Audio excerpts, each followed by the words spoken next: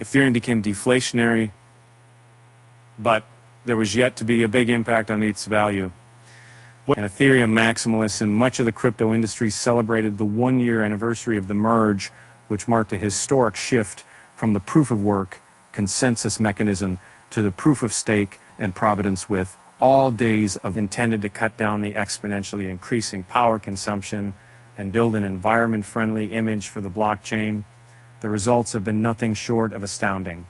As per data from Cambridge Bitcoin Electricity Consumption Index, Ethereum's annual electricity usage was 0.00731 terawatt hours at the time of publication, a staggering 99.9% drop since the merge.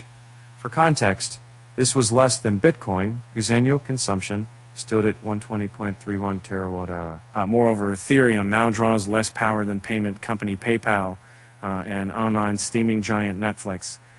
Consequently, Ethereum's annual carbon footprints have also reduced, falling by more than 99% to 2,659 tons of CO2, according to data by Crypto Carbon Ratings Institute.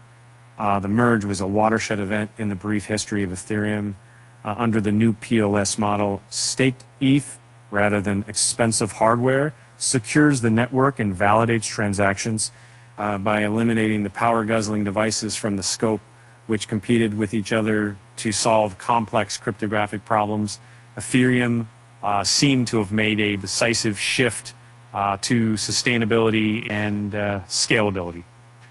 In the long run, it could boost Ethereum growth because investors will no longer have to cope with the stigma surrounding investments in non-eco-friendly technologies. While Ethereum clearly improved its green credentials, there was more to celebrate as far as the long-term economic outlook was concerned. According to Ultrasound Money, the Ethereum network experienced deflation following the merge, with a net supply reduction of roughly 300,000 ETH as of this writing. At the prevailing burn rates, and the net supply was shrinking at an annual rate of 0.248%. The significance of the merge could be gauged by the fact that had the transition not taken place, ETH's total supply would have increased by more than 3.8 million with an annual inflation rate of 3.16%. Before transitioning to the POS, miners guarding the Ethereum network were issued approximately 13,000 ETH per day, according to Ethereum.org. This was because the process of mining was an economically intensive activity which historically required high levels of ETH issuance to sustain. However, after switching to the POS, mining became redundant and only staking remained a valid means of block production. Furthermore, with the POS mechanism, a set amount of ETH is burned for each transaction. This corresponds to the minimum amount required for a transaction to be considered valid. That is, base fee. The long-term projections painted a happy picture for ETH. The supply will reportedly hover around the 120 million mark until August 2024. After this, the supply would steadily start declining until an equilibrium is attained.